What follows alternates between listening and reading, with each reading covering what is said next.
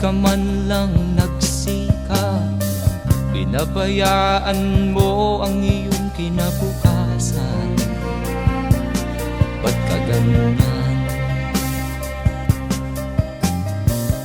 Di naman sila nagkulang, ibinigay ang iyong kailangan. Bakit bumagsak ka sa kalokohan? Nagpabaya ka,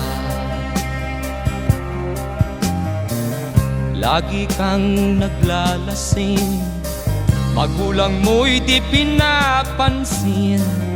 Nais lang naman nila'y sa iyong kabutihan.